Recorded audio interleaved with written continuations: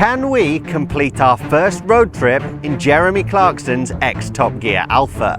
In today's video, we're going to find out. I bought this Alfa 75 at auction, completely unseen. It had been off the road for almost 8 years, and in the last video, we got it back on the road again. Today, we're going to put this car to the test and find out just how reliable this old, abused Alfa Romeo really is by taking it on a road trip. So, the plan is as follows. We are currently here in Sandhurst and we plan to drive 100 miles all the way to a pub just south of Cambridge. More on the pub later, all will make sense. But before we set off, there is one job we need to do. In the last video, I had to get a new number plate made up in order to get the car back on the road, as the old one was broken. However, a few of you said in the comments that it would have been better if I'd have got a retro plate made up that was exactly the same as the original. So, I have. And here it is. Now let's get it fitted. I use a wallpaper scraper to remove the old one, and then I apply 4 sticky pads to the new plate, as I don't like using screws. A calibrated bash with the hand to secure, and that's it. Job done. Much better. Now let's hit the road. Right, first things first, fuel, as we've got absolutely none. So let's do that. Time to find out just how much fuel this tank holds. I put in super unleaded as it was just £1.41 per litre, and this is a high compression engine that was designed and set up to run on a higher octane fuel. This should make it run smoother, whilst also reducing the risk of wear on this old Italian engine. I then had a battle with the fuel filler cap, that for some reason didn't want to give me my key back, but eventually I won the battle and then got back on the road. So we've got a full tank of fuel, or as the car says, 3/4 of a tank. We have some fuel. We know we have 46 litres. Yeah. We put that in, and providing it's not got a fuel leak, that should do 100 miles. What could go wrong? Don't say that. Where's McDonald's? We then found McDonald's, which meant it was now time for us to fuel up, and I got to use the roof-mounted electric window switch. Please move forward to the next order point. That's pretty clear. I'm not there yet. Hi. Hi, can I take your order, please? Yes, can we take 2 black coffees, please? Just adjust my manual mirror while I'm here. Does my electric one need adjusting? Doesn't work. It's now manual. The electric mirror is now manual. Oh no, it's back to just doing up and down though. That's okay. That's all you need. Up and down's fine, I can live with that. Eventually, we got our coffees. Thank you. And we were again back on the road, and it was the perfect time for me to point out another flaw with the Alfa. Ah yeah, one issue with this car, no cup holders. So you are the cup holder for this journey. For some reason, not fitted to this car. Anyway, which way are we going, Karis? Oh, beast. Right, so we have fuel for the car, we have fuel for us. Now it's really time to hit the road and see if this car can do 100 miles. So my plan was to go on the M3. Yeah. Which is just at the bottom of this road. Yeah. Then the M25. Oh, the London Schleif. London Schleif. Oh, not sure about that. Can you hold that a sec? Yeah, sure. Oh. No, I can't. Go. Ooh. We're off. At which point I realised Karis hadn't really planned this route at all. Okay, well I'll figure it out, but it was either the M1 or the A1. I'm sure it doesn't make a difference. No, I'm sure it does. I think they're probably 2 different roads. Well, they both go to Cambridge, I think. Great. But I can't see the other half of the map. And whilst Karis figured out where we were going, I got on the motorway, and it was time to let the Alfa stretch its legs. So we're doing 50 miles an hour. We've still got 3/4 of a tank of fuel. Water temperature is okay. And oil pressure is good. Wow! Look at that! It's massive. Karis then turned her attention to critiquing the Alfa. What's that red light? That red light comes on if there's other red lights on here to tell you that there are red lights on here. That's so stupid. Yeah, so if you don't want that red light on, you have to get rid of all the other red lights first. And it wasn't just the Alfa falling apart. Oh, my flap's come loose. You what? My flap. On my jacket, I've got a flap. Ah. Interestingly, the only view I have through the rearview mirror is the saggy headliner. I can't really see much what's going on behind the car, but I'm sure all is well. You're going to get it fixed or do it yourself? I'm not going to do it myself. I will get that fixed by an expert. Interesting point is the water temperature is actually starting to drop as we're driving along. It did get up to about 85 or 90 degrees Celsius, which is where you'd expect it to be, and we're now at 60 degrees Celsius. And then we made yet another discovery.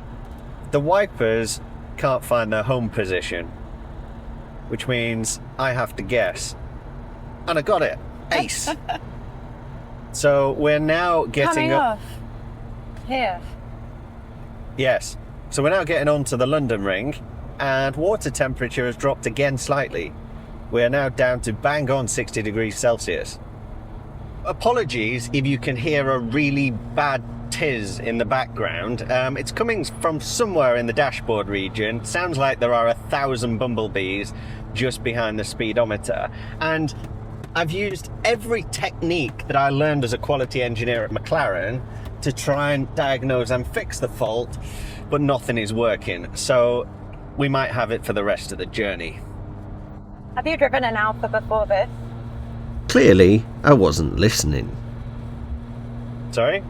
Have you driven an Alfa before this? Have I driven an Alfa Romeo before this one? I don't think I have. Wow. Don't think I've driven one. Yeah. First for me. And this is the first proper trip the car has been on in 8 years. How cool is that? Even if it breaks down now, which it could do. I mean, part of driving this car is you're expecting things to go wrong with it, so you're not disappointed when they do. But yeah, the first trip that's been on in 8 years. Nice. And then I found something on the Alfa that did work. It's got a very good horn, this car. It's so Italian. We were then passed by one of my favourite little sports cars, a 987 Porsche Boxster, shortly followed by an Alfa Brera. Water temperature is now up to 65 degrees according to the gauge, which is quite interesting. No idea why it's moving around so much. I imagine it isn't actually going up and down. It's just the sensor. An electrical issue, and I'm sure it's a common fault, which you'll let me know in the comments. And I did appreciate all the comments, actually. I read every single one of them. There were quite a lot, I think 300, something like that. And it was all really good. So thank you very much for that.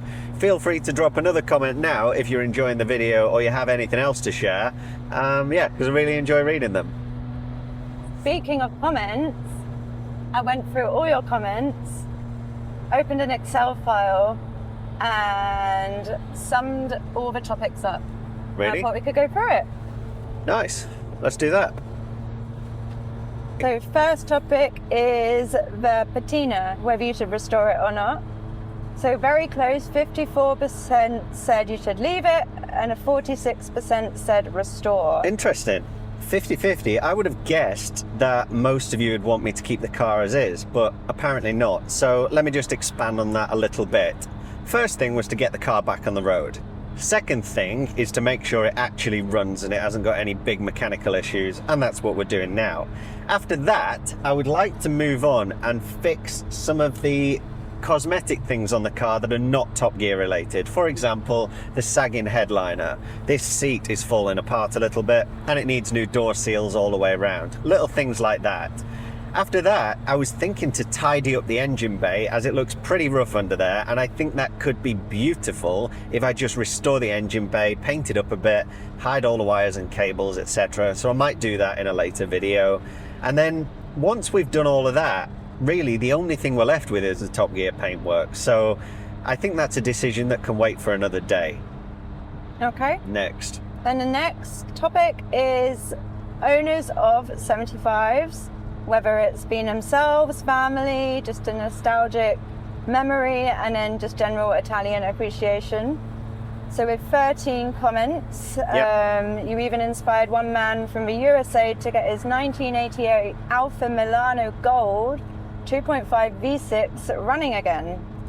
Yeah, a lot of Alfa fans in the comments. I don't know if they were Top Gear fans who also liked Alfas or if it was just Alfa fans, but actually you guys gave me a load of really good tips on the car. For the people who know these 75s or Alfas in general, everything you said I read and I checked on the car or acknowledged. So I really appreciate everybody helping me get this car back on the road. And if you've got any other tips, advice, feedback, all of that, please let me know in the comments. Keep it coming. Let me know what you think I should do with the car, how I can fix all these problems that we're discovering, etc. Okay. Next is the tyre replacement. Yep. 12 agreed, 2 did not agree. I mean, there's no way I was going to drive the car on those old tyres, even if I could have passed the MOT. They would have been really hard rubber, they would have been sliding around all over the place, just not safe. I've kept the old tyres, so they are still with the car. A few of you suggested putting them on a different set of rims and I can put them on when I take the car to shows, etc. I might do that, but for now they're staying with the car, so they're not gone. Another 9 comments for people shocked at what you paid for the car. All right, so yeah, I paid around 12,000 for the car, another couple of thousand getting it back on the road, so about 14,000 all in. Now, let's just go back to the 1980s for a second, and you would like a high performance saloon. Here's your options: E30 BMW M3, 190E Cosworth, Sierra Cosworth rear wheel drive, or maybe a variant of the Audi Quattro. And there's a man giving me a thumbs up, sorry about that. Anyway, if you want any of those cars now, you're paying a lot of money. I'm not going to give you a figure because it depends where you are in the world, but just go and research E30 M3 and find out how much money they are. It's a lot. And there's a lot more of them on the road than this car. So I think this is a bargain. And I know it had a hard life on Top Gear and all of that, but so have all of those cars out there. You don't know how well or how bad they've been looked after in the past. What I would say is, so far, touch wood, the car is mechanically sound. And so when we're left with the paint job, if I wanted to get it done, let's be honest, it's going to cost about 10 grand for a good paint job. Maybe a little bit more, but whatever. That would mean for about 25 grand, I have an immaculate Alfa Romeo 75 3-litre V6, of which there are only a few on the road. So I still think that this car is a bargain, and it must be worth a little bit more because it's been on Top Gear. After 65 miles, it was time to leave the M25, and fingers crossed, the Alfa would stay in one piece. On to our next stretch, the A1M. Let's see if we can complete this as well. And now, back to the comments. So there were 6 comments on your choice of garage and that you shouldn't have trusted Halfords.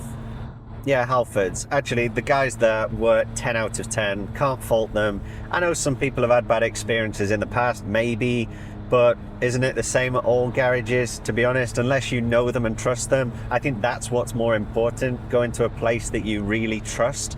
And yeah, I trusted those guys. Everything they called out on the car was spot on. They fixed it all. They were very reasonable with their prices, and yeah, couldn't fault it. Okay. So on the topic of Halfords, you got a bit of hate from one guy saying, we want to see a guy fixing his car with his bare hands, not someone who drives to Halfords to get it fixed. Yeah, I saw that comment. Me too is my answer to that. Yeah, I would love to do all the jobs on the car myself, but the truth is those jobs that needed doing on the prop shaft, the handbrake cable, all underneath the centre of the car, pretty hard to do lying on your back in your apartment car park. So it was just the right thing to do to get Halfords to do it. I mean, I could have done it myself, but it would have been a bit of a struggle, and I'll be honest, I wasn't really up for that. But I agree, I would rather do all the jobs on the car myself. Okay. One last one from Middlesbrough Mike 1027. He said, please fit a mirror cap. It's driving him insane. Yes, on the mirrors. So we have one electric mirror and one manual one. I need to find an electric one. So if any of you know where I can get a right-hand electric mirror for an Alfa Romeo 75, please let me know. And that wraps up the comments. So thank you for that. Please keep the comments coming. I love reading them and they were all absolutely spot on. Thank you. So we're just about to get off the A1M on our final stretch towards Cambridge. And fuel's looking good. We've got just less than 3/4 of a tank now, so it's not done too bad. So where are we going here, Karis? Baldock. Baldock? Baldock. A505. A505, Yep. heading that way, Yep. northeast. Towards Royston. Royston, okay. We then left the A1 and joined a dual carriageway, and immediately Karis had a question. Why are we using a map again? Why are we using a map? Because it's 1989 and Google didn't exist. Okay. Okay, Lawrence, I've also got a quiz for you. A quiz? On Yep. what? On this episode of Top Gear where Clarkson bought this car. Okay, Okay? fire away. Ready? Question 1. 10 questions. I haven't heard these, by the way. I have no idea Please what the not. questions are, and I could get them all wrong. Okay, so in the episode of Top Gear, Yes. what cars did James May and Richard Hammond buy for the challenge? Oh, Richard Hammond had a silver, I think it was an Alfa 124 Spider, Yep. and James had a, is it GTV or a GTV6? Oh. I don't think it was a Spider, I think it was a coupe. It was a burgundy colour, 2 litre I think it was. I don't think he had the V6. Yep. So it was the 2-litre twin spark. Yeah. And then it was a bonus question on what Clarkson said he should have got instead. What did Jeremy say that he should have got instead of this car? Of the GTV 2-litre. Oh, the 3 litre V6. No, No? you've already said it. Spider. No, I've already said it. yeah, I don't know. the GTV 6. Oh, okay. Yeah, the V6 version. Okay, got it. Yeah. Okay. Next. Second question. At the start of the Alpha Challenge, Jeremy, James and Richmond said their opinion of Alphas is that they have a flair you don't get from other cars and that you can't be a true petrol head until you own one. However, what was the producer's opinions on Alphas? Andy Willman, Yeah. the producer. What was his opinion? No idea. Can't remember. That they're ugly little rock boxes and you have to be galactically stupid to buy one. Okay. Yeah. Fine. I agree with both sides of that story. Yeah. Okay, number 3. What was the first challenge the presenters were given? Wasn't the Rockingham bit, was it? I've not seen this episode for years. First challenge. It was to drive a certain distance, wasn't it, without breaking down, maybe? So it's the overtaking challenge. Overtaking challenge. Yeah, so they get 1 point for every car they overtook Yeah. and 1 lost a point for every car. Oh, at Rockingham, At on the track. Rockingham. Yeah, okay, got it. Turns out I don't really know a lot about this episode, but carry on. Okay, what was the total budget the presenters were given to buy their Alphas? £1,000. Correct. And then you've already answered this, but where did the presenters go for their track day challenge? Yeah, Rockingham race circuit. Nice. What did Hammond say Jeremy's car was suffering from when on track? Alpha-itis. Yes. Is that what he said? Yeah. Just guessed that now. Well guessed. Okay, question 7. Finish this sentence. Alpha build a car to be as good as a car can be. Either once. It's either Alpha builds a car as good as it can be once, or it's not briefly. once. Yes. Briefly. You got it. Yes. Well done. Next. Okay. Question 8. Describe Jeremy's calendar picture from the second challenge and why he chose it. His calendar picture.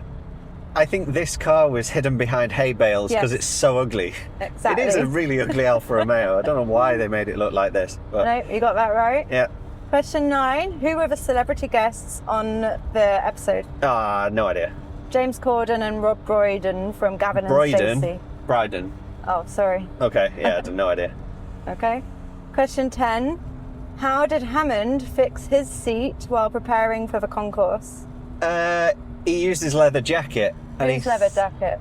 Was it Jeremy's? Or Yeah. Yeah, Jeremy's leather jacket, cut it into pieces and stapled it, I think. Exactly that. Okay, That was it. 10 questions. You did pretty well. thanks. I wasn't Some of them happy- are guesses, some of them I got wrong. How many did you get right? Anyway, thank you for that. That was quite fun. Good. I'm glad.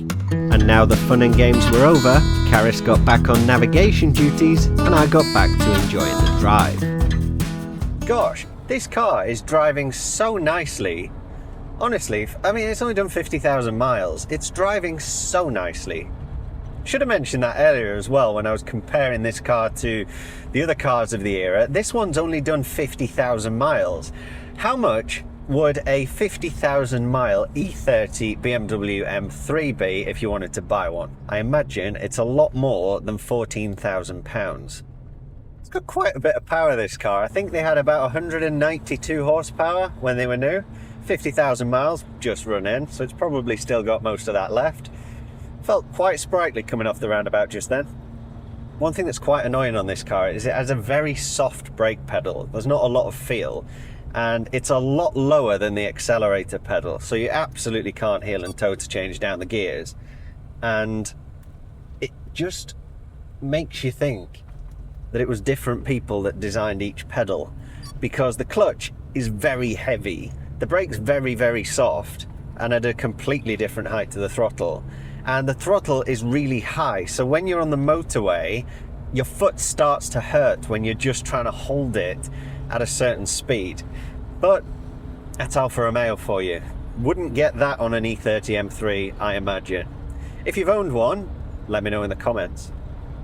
Jeremy Clarkson said the Alfa V6 is one of the best engines ever made, and I'm starting to understand why. It just pulls so well through the rev range, sounds amazing, and well, I guess that's it. What more do you want, really? Did this engine go in any other cars? It did. Alfa did do several cars with 3 litres and 3.2 litre V6s. It was kind of their signature engine, and I remember one car, one of my favourites was the Alfa 156 GTA with a 3.2 litre V6, and it had like chrome pipes in the engine bay. It was stunning. There's not many cars that have nice looking engine bays. I think this one could have a nice looking engine bay with a little bit of love and care, so that is one task for a future episode. I wonder why this car's not pretty on the outside. I don't know who designed this car, but let's be honest, it's not pretty. Jeremy Clarkson was right to hide it behind a hay bale on his calendar. It's just a shame because the rest of the car is so good. If it had a nice body on the top, this car would be so desirable. And me saying all that gave Karis an idea. Can I have a go at driving it? Yes, you can have a go at driving it, Karis. I would quite like you to drive it, actually. And just as luck would have it, we had our opportunity for a driver change, Alfa Romeo style. Oh, the bonnet looks like it's jumping around. Oh, the bonnet is open. Oh, damn it. I need to pull over. Sorry, the bonnet is open. How is it open? How's the bonnet open?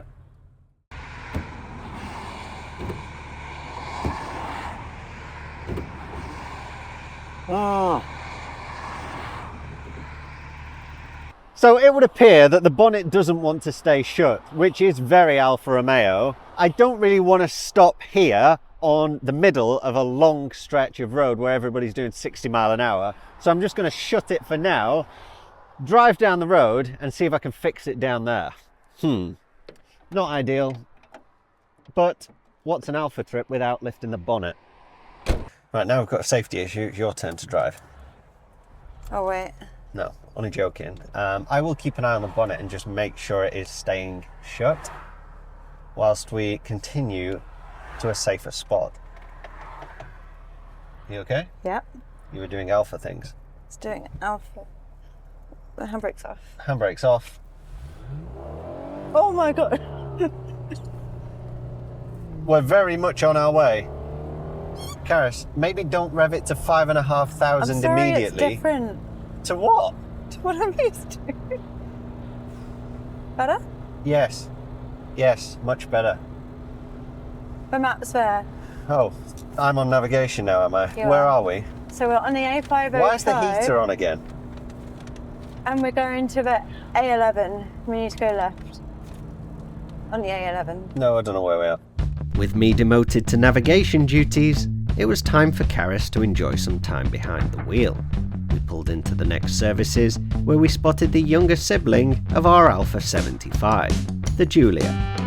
We then stopped to fix the bonnet latch and discovered we had even more issues. The handbrake has broken already. I wonder if it just needs tightening again. Why would a handbrake come loose? So we've no handbrake, which means leave the car in reverse. And there's a man just giving us a thumbs up. We'll leave the car in reverse so it doesn't roll forward. Brilliant. Another job on the Alfa again. Ugh. And whilst Karis got the coffees, I tried to fix the car. You want the good news or the bad news? Bad news. There isn't any bad news. Fixed it. Nice, what's wrong with it? I'll show you. So what appears to have happened is this latch has seized because it's really old and it's not moving enough to grab the striker pin when the bonnet goes down. So I'm just going to use this screwdriver to try and coax it back into life, and it really needs some grease on it and some form of lubrication, but I don't have any of that at the minute. So I'm just going to do this for a few seconds, try and get it moving again, and then hopefully the bonnet will latch. Right, moment of truth, and I'll just move the coffees first and foremost. Right, let's see. Yes! Done. Let's continue. And boy was I happy to say that. I was hoping for no more issues with the Alfa from here, but then... Oh, by the way, people, we're setting off, and you'll remember in the last video, excellent, all four doors closed, I changed the door handle because it was broken. Well, the one I've replaced it with has broken again already, so... Common Another theme. job. We're basically having to fix everything again that we did in the last video. Handbrake, door handle. As long as it's not the exhaust. True. Right, let's go. For the second time today, we exited a McDonald's car park, and thankfully, we didn't have far to go to our special destination. Come on, Alfa Romeo, you can do it. Just a few miles to go before you arrive at what is quite a special place just for you. You'll see what I mean in a minute. Even I don't know. It'll be a surprise. And then, as we approached the pub, nature had a surprise in store for us, a flooded road. We approached with caution to assess how deep it was, and Karis was immediately quite optimistic. Descend it, what can go wrong? I was less optimistic, but with less than a mile to go until our destination, and a long detour as our only alternative, we went for it. Oh, it is quite deep. Will it be okay? Where's the intake for the... Is that smoke? Should we go? I mean, it's not gonna get much deep. What do you think? If you're gonna go, you gotta go. We can't just linger here. Should we go? Yeah? Do you think we should try it? It's up to you. You're the one who knows. Well, what I did know is we were already too far in to turn back. We inched forward, being cautious not to splash water up onto the electrics, or worse still, into the intake. Thankfully, the water didn't get any deeper, and I'm pleased to say we made it. Oh, you've encouraged other cars to go through now. Oh, everybody else is following instead of turning around. That's good. And then, just a few hundred meters to go, and we made it. And here we are, the George Inn.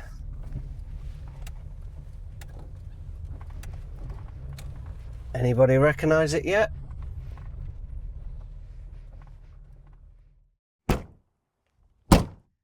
Recognise where we are?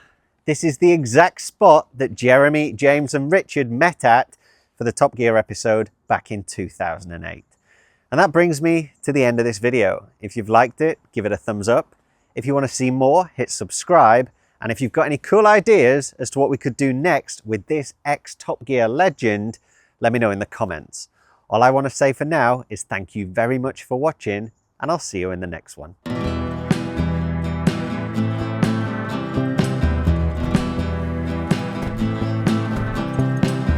Come on! Sorry, be with you in a minute.